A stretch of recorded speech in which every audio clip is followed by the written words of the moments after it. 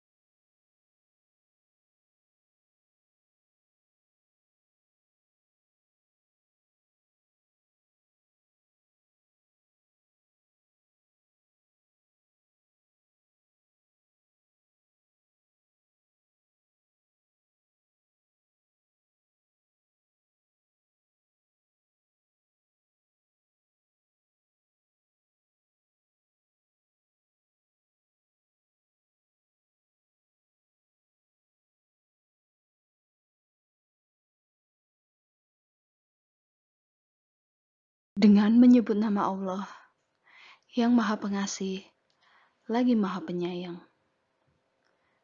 Sekali-kali jangan. Manusia itu belum melaksanakan apa yang diperintahkan Allah kepadanya.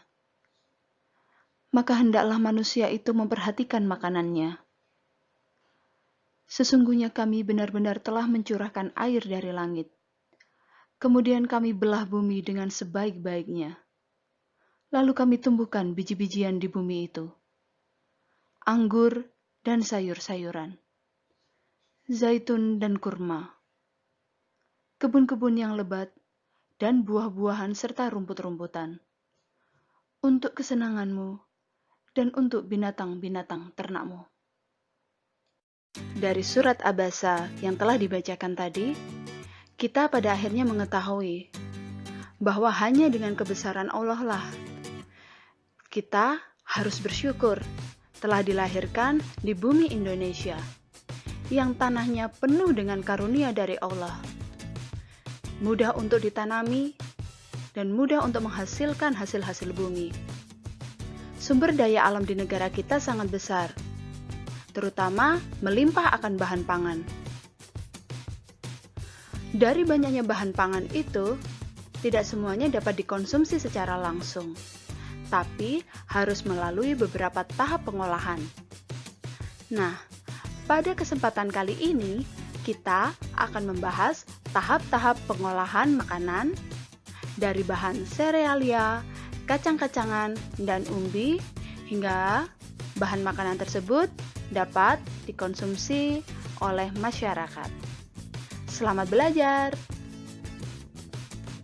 Pengolahan makanan yang pertama adalah teknik pengolahan pangan basah atau moist head, di mana di sini membutuhkan cairan. Yang pertama, tekniknya adalah merebus atau boiling, adalah mengolah bahan makanan dalam cairan yang sudah mendidih. Kemudian, teknik pengolahan pangan basah selanjutnya adalah poaching, merebus dengan cairan yang menutup bahan pangannya dan merebusnya dengan api yang kecil. Teknik pengolahan pangan basah yang selanjutnya adalah dengan teknik merebus dengan sedikit cairan atau braising. Teknik braising ini bahan makannya direbus dengan cairan yang hanya menutup setengah dari bahan yang akan direbus dan pancinya tertutup dengan api yang kecil. Kemudian teknik pangan basah selanjutnya adalah teknik menyetup atau stewing. Nah, menyetup ini bahannya harus ditumis bumbunya, kemudian direbus dengan cairan berbumbu agar cairannya dapat berkurang dengan pemanasan api sedang secara bertahap. Teknik pengolahan pangan basah selanjutnya masih ada beberapa teknik ya. Yang selanjutnya adalah dengan teknik mengukus atau steaming. Teknik mengukus ini memasak bahan makanan dengan uap air mendidih. Nah, biasanya kalau bikin jasuke itu dengan cara mengukus. Nah, selanjutnya adalah teknik simmering atau teknik mendidih. Teknik simmering sendiri adalah memasak bahan makanan dengan saus atau bahan cair yang lain yang dididihkan, kemudian apinya dikecilkan dan direbus lama sehingga mendapatkan ekstrak. Nah, biasanya digunakan untuk pembuatan kaldu. Nah, selanjutnya anak-anak, teknik pengolahan pangan basah yang terakhir adalah teknik mengetim. Teknik mengetim adalah memasak bahan makanan dengan menggunakan dua buah panci yang berbeda ukuran, di mana salah satu pancinya lebih kecil, dan panci yang berukuran besar berisi air yang dipanaskan. Teknik mengetim ini digunakan biasanya di Indonesia untuk membuat nasi tim dan juga untuk melelehkan coklat. Anak-anak, kita lanjutkan teknik selanjutnya. Jika tadi teknik pengolahan pangan basah, sekarang kita membahas teknik pengolahan pangan panas kering. Yang pertama adalah deep frying, berarti menggoreng dengan minyak goreng yang sangat banyak. Biasanya digunakan untuk menggoreng pohon keju atau menggoreng ayam goreng yang crispy. Dan selanjutnya ada teknik menggoreng dengan minyak sedikit atau shallow frying. Shallow frying ini mengolah bahan makanan yang proses menggorengnya dilakukan dengan cepat dengan minyak yang sangat sedikit di wajan yang datar. Nah, biasanya untuk pembuatan martabak atau untuk memanaskan daging. Baik anak-anak, teknik pengolahan pangan panas kering selanjutnya adalah sautéing atau menumis. Menumis ini sangat sering dilakukan di Indonesia, jadi memasak dengan minyak sangat sedikit. Kemudian teknik memanggang atau baking adalah mengolah bahan makanan di dalam oven dengan panas dari segala arah tanpa menggunakan minyak atau air. Biasanya digunakan untuk pembuatan roti. Nah, anak-anak, teknik pengolahan pangan kering yang terakhir adalah dengan teknik membakar atau grilling. Grilling adalah teknik mengolah makanan di atas lempengan besi panas atau bisa juga di atas pan dadar yang sering kita sebut sebagai teflon yang diletakkan di atas perapian langsung. Jika di Indonesia biasanya menggunakan kayu arang. Grill ini juga dapat dilakukan di atas bara secara langsung dengan jeruji panggang atau alat bantu lainnya yang dimiliki oleh masyarakat. Anak-anak, setelah kita mempelajari teknik-teknik memasak, nah harapan selanjutnya kita mampu untuk memahami tahapan dalam pengolahan bahan pangan, serealia, kacang-kacangan juga umbi. Langkah-langkah yang perlu kita persiapkan adalah yang pertama ada di tahap perencanaan.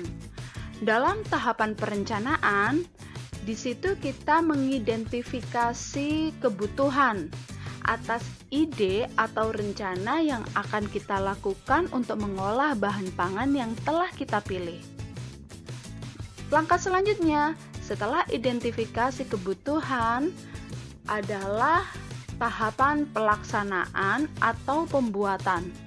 Di sini ada dua langkah. Yang pertama adalah persiapan bahan dan juga alat. Kemudian baru proses pembuatan. Yang perlu diingat dalam proses pembuatan kita harus menjunjung tinggi keselamatan kerja dan kebersihan. Setelah pelaksanaan selesai, tahapan selanjutnya yaitu penyajian dan pengemasan.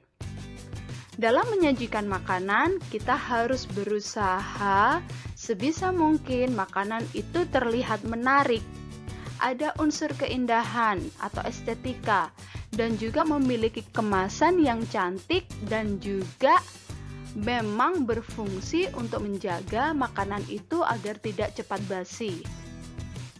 Tahapan terakhir dari proses pengolahan adalah tahap evaluasi, di mana di situ kita bisa merasakan bagaimana hasil dari pengolahan yang telah kita buat. Evaluasi bisa dari diri kita sendiri atau dari orang lain di sekitar kita. Juga perlu evaluasi mengenai penyajian. Apakah memang sudah baik? Apakah memang sudah menarik sehingga orang di sekitar akan tertarik untuk segera memakan dari hasil pengolahan bahan pangan yang telah kita sajikan. Anak-anak, berikut ini ada beberapa contoh olahan pangan serealia, kacang-kacangan, dan umbi menjadi makanan pokok dan khas daerah di Indonesia. Nah, ini bisa kalian jadikan referensi untuk menggali ide-ide dalam pengolahan pangan. Contoh olahan serealia, misal dalam bahan beras itu ada nasi putih, kemudian ada ketupat, nasi liwet, nasi uduk, nasi kuning, nasi kebuli, dan banyak jenis nasi di Indonesia. Kemudian ada olahan jagung, ada nasi jagung, ada jagung bose dari NTT, juga milu dari Gorontalo. Sedangkan contoh olahan kacang-kacangan, untuk kacang tanah biasanya di Indonesia direbus, digoreng, atau digunakan sebagai bahan utama pembuatan bumbu pecel, bumbu gado-gado, bumbu siomay. Kemudian untuk kacang hijau biasanya digunakan sebagai bahan untuk bubur kacang hijau, lento, dan isian bakpia. Contoh olahan umbi. Kalau ubi biasanya digunakan untuk pembuatan timus. Jadi digoreng, kemudian di dalamnya ada gula merah.